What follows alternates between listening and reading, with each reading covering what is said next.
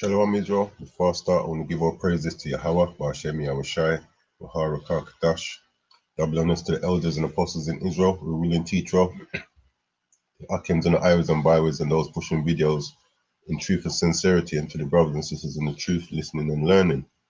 Now, I always say, I hope this ain't a long video, and I'm gonna say it again, I hope this ain't a long video, but I got two videos I want to play. I'm not sure if I'm gonna play them again, but the long and short of it is the Most High has a blueprint set out, which anyone with wisdom would follow the blueprint that the Most High has made. And in like manner, Esau has his blueprint, which he's trying to implement. We see that with the things that you're trying to put in place, because he has a plan to try and achieve the blessings that we have. He was blessed and he's living out his blessing, but his blessing is not like our blessing, where he has total control and dominion over his kingdom, which is what we will have. Well, let me quickly read that. This is Genesis 27:28, going straight to the point. Therefore, the Most High give thee of the dew of heaven and the fatness of the earth and plenty of corn and wine. Yeah, rulership over this kingdom. It says, let people serve thee and nations bow down to thee. Right about now, this is Esau's kingdom, but he has control over some nations, but other nations are bucking up, which is what the scriptures prophesy. This is why we should really follow the blueprint that the Most High has given us. It says, let people serve thee and nations bow down to thee. Be Lord over thy brethren, and let thy mother's son bow down to thee. And this is what he's trying to achieve, the same blessing that we've been given. And look what they put here. Hebrews 12:17. For ye know how that afterwards, when he would have inherited the blessing, he was rejected, for he found no place of repentance. So he sought it carefully with tears. So Esau is trying to achieve our blessing, and he has his blueprint of how he's looking to achieve that. Let me bring this out quickly. This is Psalms 64. And he's been very diligent in what he's trying to do. I'll read. Psalm 2 says, Psalm 64:2, hide me from the secret counsel of the wicked, from the insurrection of the workers of iniquity. So, this secret counsel is part of their blueprint, their plan that they have in place. It says, verse 4, it says that they may shoot in secret at the perfect, which is us, the Israelites, especially the elect of Israel. Suddenly do they shoot at them and fear not, because the hand of the Most High is currently not upon them. So they do these things believing they have immunity. They encourage themselves in an evil matter. They commune of laying snares privily. They say, who shall see them? And actually, after reading that, I will play this. But this is part of the evil matter that they encourage themselves in. Now, this here is on a channel called the Mirror Project. So these people created this video, so you can go on their site if you want, type in the Mirror Project and watch the full of this. I'm just going to play part of it, but this is plans for over here in the UK. Yes, it says they encourage themselves in an evil matter. If there is one document you should read this year, it's this one. Changes to human medicine regulations to support the rollout of COVID vaccines. This was published on the 28th of August, 2020. What So that's not even that long ago, yeah? was a conspiracy theory only a few months ago is now here in an official government publication, and it's time to take precise action and stop this proposal. I'll tell you exactly how to do this at the end of this video. I can announce today that the government has set up a vaccines task force to coordinate the efforts of government, academia, and industry towards a single goal: to accelerate the development of a coronavirus vaccine. UK government is seeking to make changes to the human medicine regulations. These changes will support the rollout of a COVID-19 vaccine programme in the UK. I will only state facts out of the document, so this video doesn't get fast-checked. And like it said, I want to read this again quickly, because this is what is actually happening. It says, Psalm 64:5, they encourage themselves in an evil matter. They commune of laying snares privily. They say, who shall see them? This is what they're doing, trying to lay snares privily, privately, because they're not really putting this out in the public as such. You know, they'll have it on the site where, oh, it's there for the public to give their opinion, but they're not really putting it out in your face so that you know that they're doing these things. So by the time you find out, it's already in law. And when you try to make up noise about it, they say, well, you know, the public did have the opportunity to voice their opinion and they didn't. So this is them laying snares privily, because they're not really pushing this out there like that. It's censored. People need to see this so they know what is coming. There are 5 points in this document. I urge you to read it for yourselves and think of the subtext as well. Request for temporary authorization of the supply of unlicensed products. This means unlicensed vaccines will be allowed as long as the manufacturer can demonstrate safety and efficiency.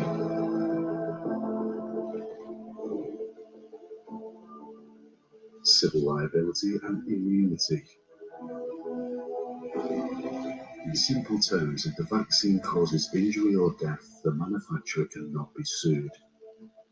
The government's argument is this, and I quote, if manufacturers are asked to supply an unlicensed medicine in response to a public health threat, it is unfair to ask them to take responsibility for the consequences of the use of that medicine. So basically, they can make any kind of foolishness, and regardless of how it affects you, they're immune from any kind of a prosecution. This is all that them doing things privily. You know, they're secret councils. And this is all part of Esau's blueprint to set up his kingdom. Proposed expansion to the workforce eligible to administer vaccinations. Currently, only qualified health professionals can administer prescription drug injections. This law will mean people other than health professionals can administer the injections. This includes local authorities, and to add to that, these people will also be immune from any civil liability. Vaccine promotion. In the UK, there is a prohibition on promoting an unlicensed medicine to the public. The UK government is proposing that this prohibition is disabled to allow advertising the COVID-19 vaccine to the public. Now, if it's that good, right, why would you want that to be put in place? You know, that means there's concerns over safety. This is why these companies are immune. You know, Make short-term provisions for the wholesale dealing of COVID-19 vaccines. This is for the entities that do not hold a wholesale license, such as the NHS and the Armed Forces. This law will allow the movement of the vaccine in the supply chain.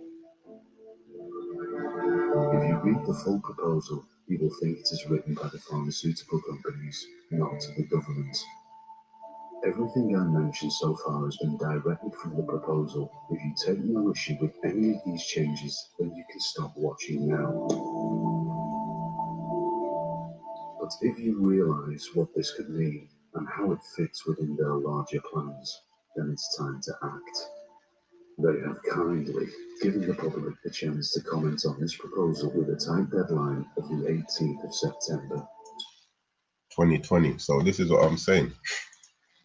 I'm going to read this one more time. It says, Psalm 64:5, they encourage themselves in an evil matter. They commune of laying snares privily. They say, who shall see them? Now, they're not really giving you no time to contest this if that's what you wanted to do. And they're not promoting it like every second, everywhere you go, You see signs on, wear mask and do all of this. They're promoting that, pushing that. But things like this, where you can contest what they're doing, they've given you the opportunity to contest it, but they're not putting it out in the public for you to know about these things. And that's them laying snares privately. That's them setting up part of their blueprint. Now, this is over in Australia. This is CNA. And Australia, they're getting up to no good. But this is all, like I said, this is all part of Esau's blueprint. This is their kingdom, and they're trying to get it in the manner of what we're going to achieve it. Australia's Prime Minister has backed away from a suggestion that a coronavirus vaccine should be mandatory. And that in itself is a lie, because when you listen to him at the end, you're going to see what they're planning on doing. And I'll point that out when it comes. After a backlash, Scott Morrison now says people will be encouraged to get themselves vaccinated. He says there will also be measures put in place to secure a high rate of immunisation. Australia has secured a vaccine deal that it plans to roll out cost-free to citizens. ABC's Jane Norman reports. In the magic formula to protect against this pathogen, the biggest ingredient is hope. I'd like to say there's a silver bullet when it comes to pandemic, and a vaccine is about as close as you get to one. There's no guarantee we'll get one, but Australia's starting to position itself in case a vaccine's found. Partnering with global drug company AstraZeneca to access one of the most promising candidates, Oxford University's. And reading in the comments, someone was saying that they're backed by Mr. Gates as well, that company that was just mentioned. Our ambition is to provide broad and equitable access to this vaccine around the globe at no profit during the pandemic. The Oxford project is in the final stages of human trials, and Australia is not the only country interested. From the UK to the USA, Brazil to the European Union, contracts have already been signed and hundreds of millions of doses secured. When the Prime Minister says Australians will have first access to this vaccine, he is simply not telling the truth. Australia signed a letter of intent. A formal agreement's expected within days once a local manufacturer has been locked in. That presents its own challenges. It has never been produced in Australia. This is a massive scale up. While Oxford offers the most immediate hope, it's in a crowded field of contenders currently conducting drug trials. Two of them here in Australia. There's never been a coronavirus vaccine, and the fastest any vaccine's ever been developed is 4 years. You hear that? 4 years. That's the fastest. And now they want to get it to you in months. This time, there's growing optimism and this is why in the UK one that we read, they're trying to put all these things in place, because they know that this ain't properly tested. It's not going through the normal procedures that they would do for other vaccines. And why? Scientists working at astonishing speed will strike gold. If that happens, the Prime Minister's promising the COVID-19 vaccine will be free for all Australians, and he wants all Australians to take it up. Now, remember, it says the title, Australian PM backtracks on suggestion of making vaccine mandatory. But this is what he says is coming up. Even indicating government payments might be withheld from those who refuse. I have a pretty strong view on vaccines. Being the Social Services Minister that introduced no jab, no play, I'll certainly be taking it up. It said no jab, no play, but it's no jab, no pay. There's a video going back a couple of years from Australia where, with parents not wanting to give their children the jab, they were refusing to hold back pay from them. And so this is his idea of not making it mandatory. So if you don't take it, we just don't pay you. That's just being deceitful. Well, my family be taking it on. Now I can play this. Yeah, so that's it really. So like I said, Esau's got his blueprint. This is the definition of blueprint, which was initially for architectural work, but the term has been spread out through to different things. It says a design plan or other technical drawing. Draw up a plan or model. Now, this definition here says, what is the meaning of blueprint in education? So it's speaking about education, but there's a part of it which I want to draw on. It says blueprint is a map and a specification for an assessment program which ensures that all aspects of the curriculum and educational domains are covered by assessment programs over a specified period of time. The term blueprint is derived from the domain of architecture, which I mentioned, which means detailed plan of action. And the Bible is our detailed plan of action. It tells us what's going to happen, and the saints are going to take the kingdom and possess the kingdom even forever and ever, and how we are to achieve that, which is to fear God and keep his commandments, faith and the keeping of the law, faith and works. Now, this is on the Cambridge Dictionary for blueprint. It says an early plan or design that explains how something might be achieved. So the scriptures are our plan and action on how we might achieve that kingdom. When we come down, it says a complete plan that explains how to do or develop something. And that's what the scriptures is again, a complete plan on how to achieve the kingdom.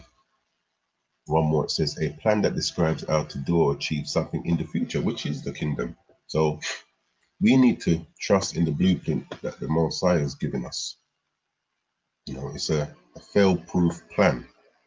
And this is Isaiah 34:16. It says, seek ye out the book of the Lord. Yeah, seek ye out the blueprint that the Messiah has given us and read. No one of these shall fail. Like I said, it's a fail-proof plan. None shall want a mate, for our mouth is commanded and his spirit has gathered it. The only problem is to go through what we have to go through. It's going to be a rocky road. And a lot of our people don't want to go through that rocky road. But at the end of the day, there's that saying, when it comes to medicine, not all medicine that's good for you tastes sweet.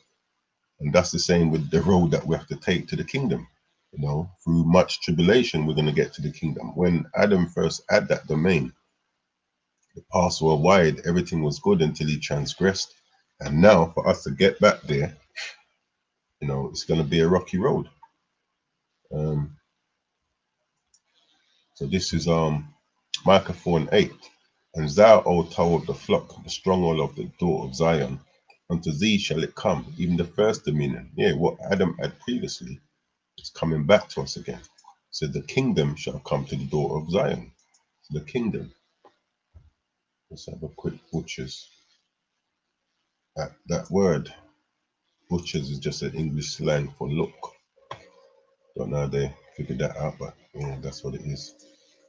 Strong's H 4467. Mamlacha. It said the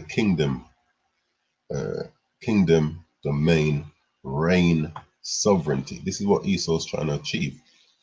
Total reign and total sovereignty over all nations, which is what we have coming to us from our blessing.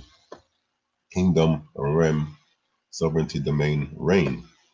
But this is what the scripture is telling us is going to come to us. It says Micah 4:8, and thou, O tower of the flock, the stronghold of the door of Zion, unto thee shall it come, even the first dominion. The kingdom shall come to the door of Zion.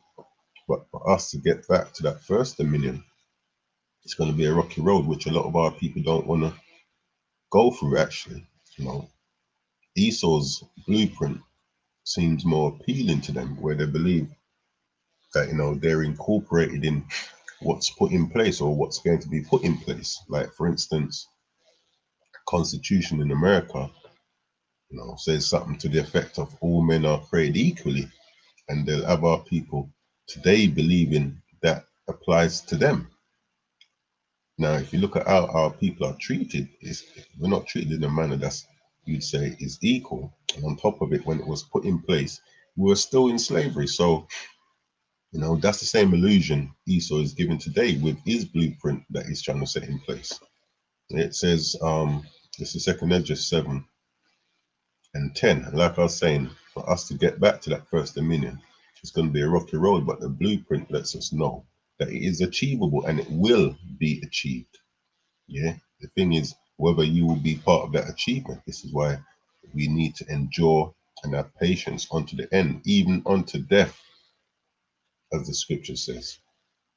Let me quickly bring something else out.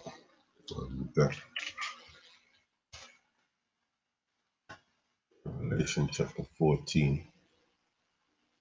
I'll start at 12. It says, here is the patience of the saints. This is how we're going to achieve that kingdom, by following the blueprint. It says, here's the patience of the saints.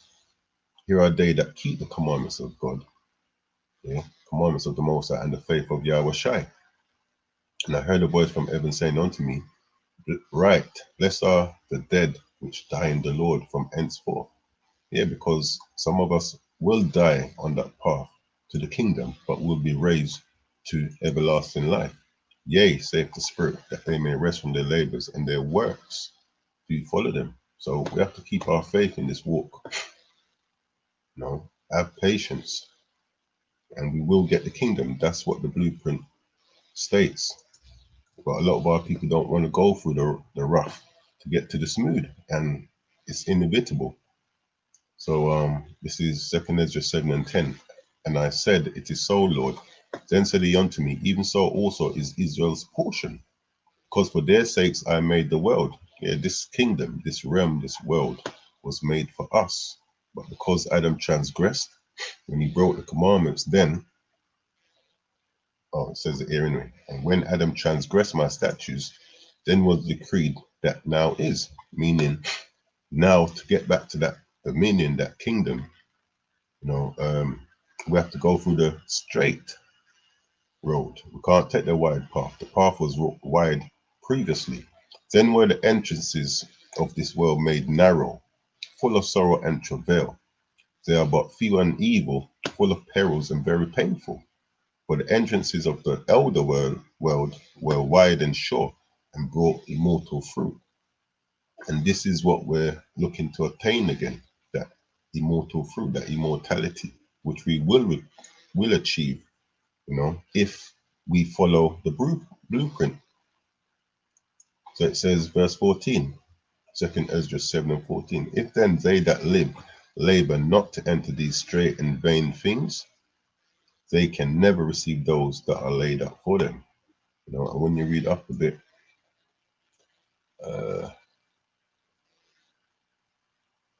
talks about a kingdom, and this is the kingdom we're looking to get to, but it's not going to be an easy path. It is a doable path. So like, I think it's verse, 2 Ezra 7 and 6. There is also another thing, a city is builded and set upon a broad field and is full of all good things. Yeah, that's the kingdom of heaven. The entrance thereof is narrow and is set in a dangerous place to fall, like as if there were a fire on the right hand and on the left a deep water, and only one path between them, both in between the fire and the water, so small that there could but one man go there at once. If the city now were given unto a man for inheritance, if he never shall pass the danger set before it, how shall he receive his inheritance? And then it goes on, and I said, it is so, Lord. Then said he unto me, even so also is Israel's portion. So we have to walk that narrow path now to get back to the kingdom. But when we follow the blueprint, when we read the blueprint, it lets us know that the saints will take the kingdom and possess the kingdom. For us to be part of that number, we just need to have faith and do the works. Keep the laws to the best of our ability, man. The Most High will make good his word. Let me bring that out. He has always made good his word. And we can trust in that word even to this day. This is why we need to follow his blueprint and don't set our hopes and plans on Esau's blueprint. This is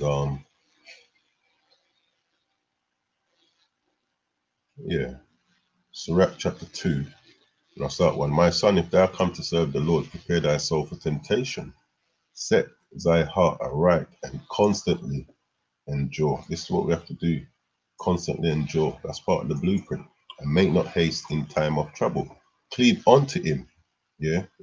Trust in the Lord with all thy heart, and lean not on thine own understanding. It says, cleave unto him and depart not away, that thou mayest be increased at thy last end. And the point I wanted. Look at verse 10. Look at the generations of old and see, did ever any trust in the Lord? Did any ever trust in his blueprint and was confounded? Or did any abide in his fear and was forsaken? Or whom did he ever despise that called upon him? And you have to ask yourself that when you read the scriptures, who do we ever see that actually followed the blueprint of the Most High and was left confounded? You know, I'll leave you to ponder on that one. I want to pull out one more scripture. I believe it's First Maccabees, chapter 2 and verse.